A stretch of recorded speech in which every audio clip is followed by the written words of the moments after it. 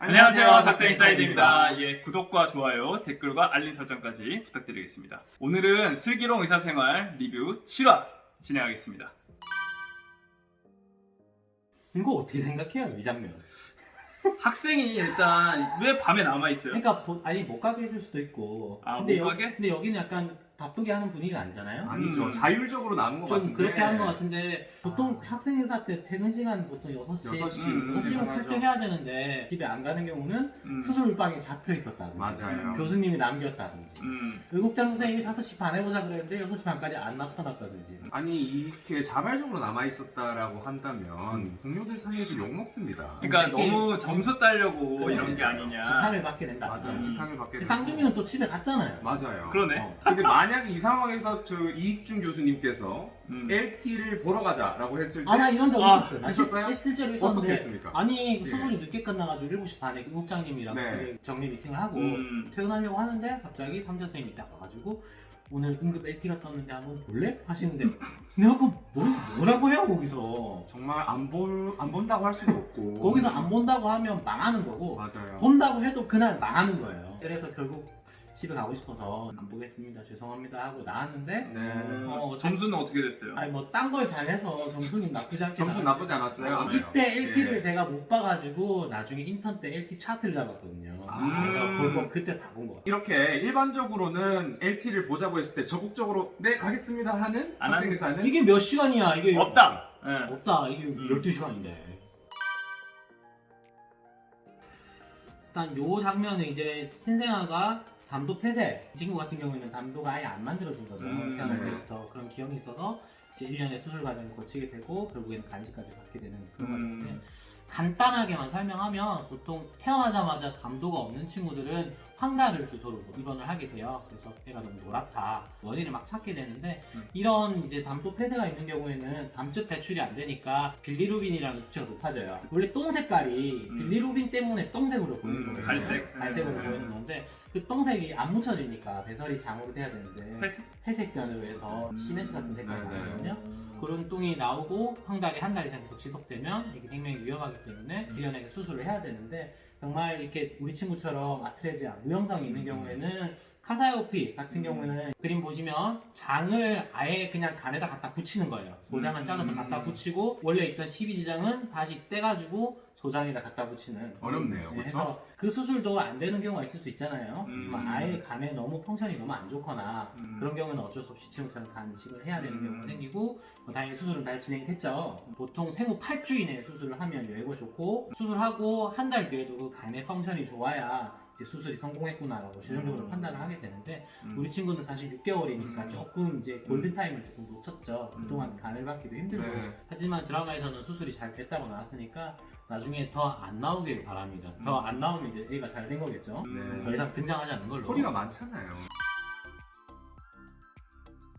요 장면은 둘 다 2년차 셈이죠. 근데 맞아요. 한 명은 지금 온갖 OT 다 받고 환자 케어하고 막 이런 프로시저하고 막 네. 뭐 몸이 두 개로 뭐 바쁠 정도로 막 뛰어다니는데 한 명은 지금 거기서 봤는데 한 20분씩 30분씩 잡담하면서 이렇게 하고 있단 말이에요. 그 와중에 이 뒤에 장면 보면 또 교수님한테 전화하면서 교수님 어떻게 할게요? 저 어떻게 할게요? 그러니까 자기 한 거 엄청 티내는 그러니까 스타일. 이런 네. 케이스가 실제 특히 이렇게 같은 연차면 네. 근데 사실은 일반적으로는 보통 롤이 다 분배가 돼 있어서 예를 들어서 내 환자는 몇 명 이렇게 있고 이 환자는 그러니까 그쵸, 이 그쵸. 선생님 환자 몇 명 있고 이렇게 파트가 있죠. 분리가 돼 있는데 근데 가끔 이렇게 같이 도는 경우에는 되게 손해를 많이 보시죠. 이렇게 출생 같은 경우. 아 그럼요. 이게 설정상으로 네. 분만실 소속으로 지금 두 명이 같이 일하는 네, 것 네. 같아요. 맞아요. 네, 그러다 보니까 뭔가 일이 뭔가 겹치는데 누군가 일을 한 명이 더 많이 하고 그리고 맞아요. 이런 경우는 간호사 선생님도 출쌤한테 전화하는 게 훨씬 좋아요. 왜냐면은 노티를 하면 바로 답변을 해주니까. 그러니까 막 본인 일이 빠르잖아. 일이 빠르니까 간호사 선생님들도 이렇게 명쾌하게 답해주는 의사들이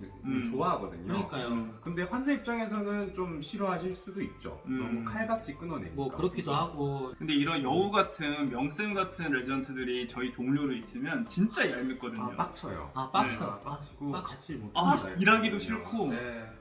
근데 인정은 막 더 받아. 근데 전공의들 사이에서는 아는 경우가 많은데 근데 교수들은 이런 걸 잘 모르는. 교수님들께서는 모르시죠. 어, 네. 됐고 이래서도 몰라. 너무 안타깝습니다 우리 출쌤. 음. 얼굴이 되게 황달기가 있으시네요. 그러니까 Wow,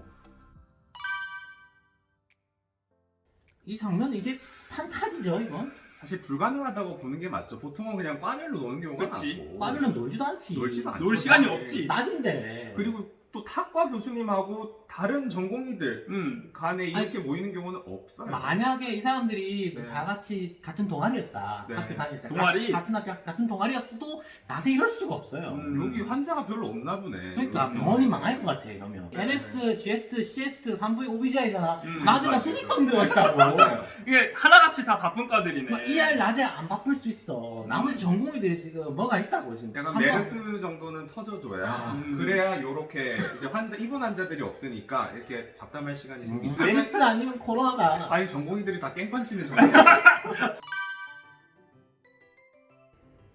네, 이 장면은 이제 교수님께서 보호자한테 설명을 하는데 전공의가 계속 태클을 거는 그런 장면이죠. 미친 거 아니에요? 사실 현실에선 말도 안 되고. 말도 안 아니, 되고. 어디 감히 교수님이 설명하는데 전공의가 도중에 끼어들어가지고 정리를 해요. 그러니까. 말도 안 되죠. 그러니까 교수님이 너무 좀 현실적으로 얘기를 하시고 보호자들이 좀 네. 약간 마상을 입을 수 있게끔 얘기를 하시긴 하시는데 이렇게 되면 교수의 권위가 무너지잖아요. 그렇죠. 저는 그런 경우는 있었어요. 교수님 중에 되게 단호박처럼 얘기하시는 분이 있어요. 그러면은 회진 다 끝나고 그래.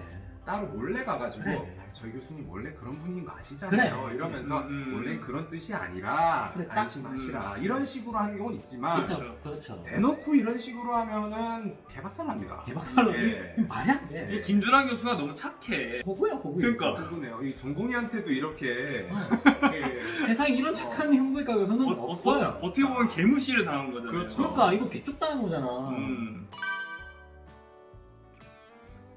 역시 제가 지난번에 6화 리뷰 때 말씀드렸던 것처럼 더치페이를 하고 딱 오셨네요. 예상을 맞추셨네요. 기분이 어떠신가요? 뭐 당연한 결과였다. 그냥 물어봤습니다. 예. 실제로 리베이트, 그러니까 이렇게 큰 리베이트는 사실 너무 드라마틱하고 저희는 사실 제아라까라 리베이트가 많지는 않았습니다. 경험이 적어요. 네, 소아과가 많으실 것 같아요. 그러니까 사실 수술하는 과들이 네. 제일 많죠. 제가 조금 있고 음. 실제로 리베이트가 이렇게 크게 들어가는 게 사실 교수님들 그쵸. 잘 나가는 교수님들 선에서나 그런 거고 사실 의국으로 전공의들 선에서 들어오는 리베이트는 지하 병원 식당에 장부 파주거나 맞아요. 아니면 네. 뭐 의국에 약간 먹을 거 소소하게 간식 넣어주거나 전 맨날 내과 의국 놀러 가가지고 과자 훔쳐오고 그랬습니다. 그래. 제아라과는 저희가 다 사 먹거든요. 진짜? 진짜로. 저희 과는 그래요. 되게 불쌍하게 리베이트를 경험해보지 하셨네. 못했습니다. 그러니까 사실 네. 리베이트, 그러니까 옛날에는 큰 의국들 있잖아요. 인원이 음. 많고 그런 의국들 의국장 하면 뭐 좀 꽤 들어온다는 얘기도 있었어요. 차 한 대 뽑는다라는 얘기도 그런 얘기도 있었죠. 심심찮게 예. 있었는데 저희 의국장 할 때는 뭐 음. 이미, 그러니까 특히 소아과는 잔잔발이 아니라 잔잔바리. 잔잔발이 그냥 막 잔잔바리라고 있는 게 여기 저희는 없었다니까요. 과자를 저희가 사 먹었습니다. 저희 월급에서 깎아서요. 사실 저한테는 따로 개인적으로 리베이트가 들어왔었어요. 어우. 왔었어요. 오. 이렇게 뭐 이제 신생아 관련해서 이런 약 대신 저런 약 한번 써달라고. 실제로 나는 원래 쓰던 약이 더 좋아. 배울 때 본인한테 익숙한 약을 쓸 수밖에 없고 익숙한 맞아요. 프로시저를 할 수밖에 없어요. 저는 의국장 했는데 저는 그냥 교수님들 잔심부름만 해가지고 그치. 맞아요. 그래서 요즘은 제가 의국장 다 안 하고 싶어해요. 요즘에는 거의 리베이트 없다. 그나마 수술하는 과 약을 대규모로 쓰거나 아니면 수술 부품 이런 것들을 이제 많이 납품하는 그런 데서는 아직도 리베이트가 조금 있다고 하지만 잘 모르겠고 확인된 바는 없고 네. 실제로 이런 건 요즘 거의 없다고 보셔도 무방하다 그렇게 생각하시면 될 것 같아요. 받으면 안 되죠. 안 되죠. 본인이 이제 실제로 의사가 본인이 갖고 있는 병이잖아요. 본인의 뭐 케이스를 막 얘기를 하면서 이렇게 환자한테 좀 설명을 하는 건 괜찮은 것 같아요. 보면 극 중에서도 실제로 환자가 의사의 실제 경험을 듣고 나서 되게 안심하는 장면이 나오잖아요. 그렇죠. 본인이 겪지 못한 병들도 있고 직접 알아보지 못한 병들이 사실 더 많잖아요. 의사가 어떻게 그쵸. 모든 병을 다 알아봐요. 그러니까 여러 가지 이제 치료를 해보고 이제 여러 가지 케이스들을 종합해가지고 그거에 대해서 환자한테 얘기하는 게 사실 의사의 원래 존재 이유기도 하고 실제로 저도 엄청 얘기를 들어요. 소아과니까 엄마들이 애기한테 뭔가 저희가 권유를 했을 때 엄마들이 이제 선생님이 같으면 어떻게 하시겠어요? 라고 여쭤보세요. 그러면 저희 같으면은 반드시 이렇게 하겠어요? 라고 이제 강하게 레커멘드를 하는 경우가 있고 어쨌든 환자들한테 이제 의사의 개인적인 그런 알았던 경험을 얘기해주면 훨씬 더 안심이 되고 도움이 될 수 있다. 그렇죠. 엄청 와닿죠 환자 입장에서는. 나도 그랬다. 의사가 그랬다는데. 반대의 경우가 있죠.